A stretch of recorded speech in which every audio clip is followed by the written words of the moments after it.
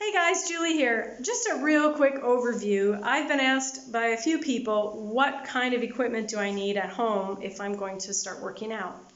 So my first question would always be, what are your goals? Because once you decide the kind of training you want to do, it helps guide better which equipment will serve you best. And then I would say, how much space do you have and what is your budget? Because of course, when you get exercise equipment, you have to have some place to put it. You don't want to be stubbing your toe on dumbbells and tripping over a treadmill if those things aren't going to get used. So if you want to buy cardio equipment, that's a whole other conversation, but I have this cool little gym set up here. See, I've gotten more into free weights lately. I'll just give you a quick tour. And there are some very basic things that I have had now for quite a while.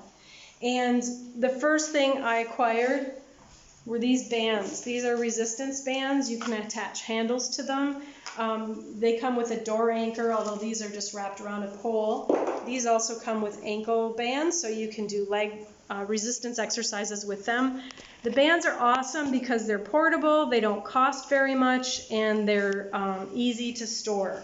Another kind of band I would highly recommend are these fabric bands. They're shorter loops, and you can use them for upper body as well, but they're awesome for putting around your lower body to add extra resistance as you get stronger.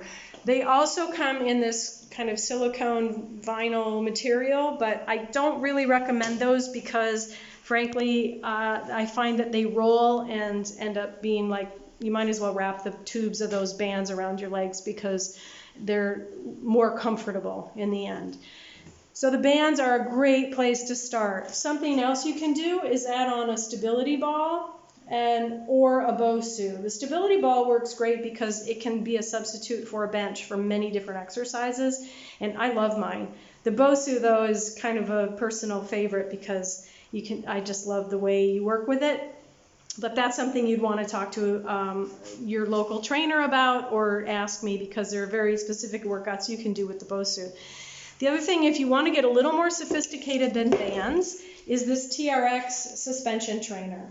Now, there are many different kinds, brands, and knockoffs, but TRX is the original one. It was developed by a guy who was in the Navy SEALs, and as long as you have a place to attach it, or you buy the door anchor that you can get with it, you can do very much full body, lots of strength. It's a great, great piece of equipment.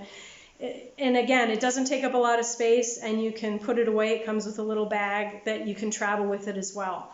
I would just suggest that if you are going to buy a piece of equipment, whatever it is, get the best you can afford. Now, those resistance bands, most of them are pretty good. You can get a decent set for around between $20 and $30. The TRX is a bit more expensive. I'm not sure what it costs these days. I think it's around $150. But for one piece of equipment that can do full body, it's not a bad price. And again, you want to look at quality, because when you're dealing with workout equipment, you don't want something that's going to fall apart or snap in the middle of an exercise when you're suspended or about to get hit in the face with something. So anyway, I started with the bands.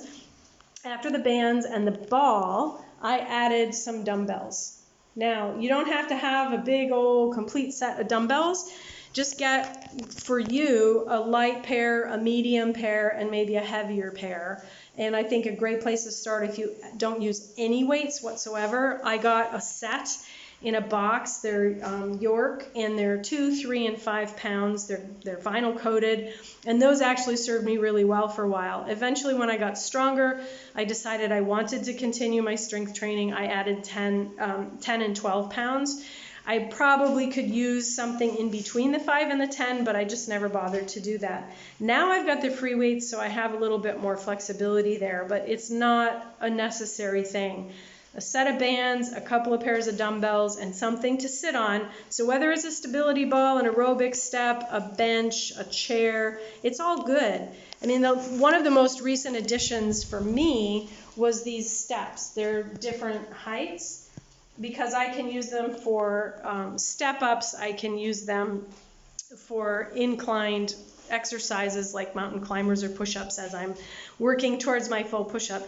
So there are so many options. But again, just first of all, figure out what do you want to accomplish, what are your goals, what is your budget, and what is your space, and do you have somewhere to store it?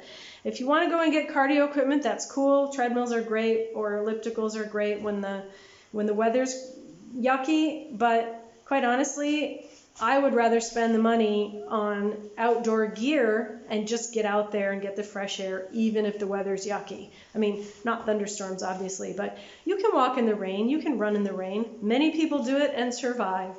So anyway, if you have any questions, please just ping me, let me know. But I just thought I'd add this little piece because people have asked me lately, and as you start to build your fitness, as you start to build your workout space, those are some really good things to add that you don't have to, break the budget and create a whole gym space. We were just lucky that we had this extra room in the basement and we turned it into a gym. So not everybody has that, I realize. So as long as you can fit a yoga mat, which would be good for your carpet, but again, not necessary, but a yoga mat, a set of bands, and some dumbbells, you're golden.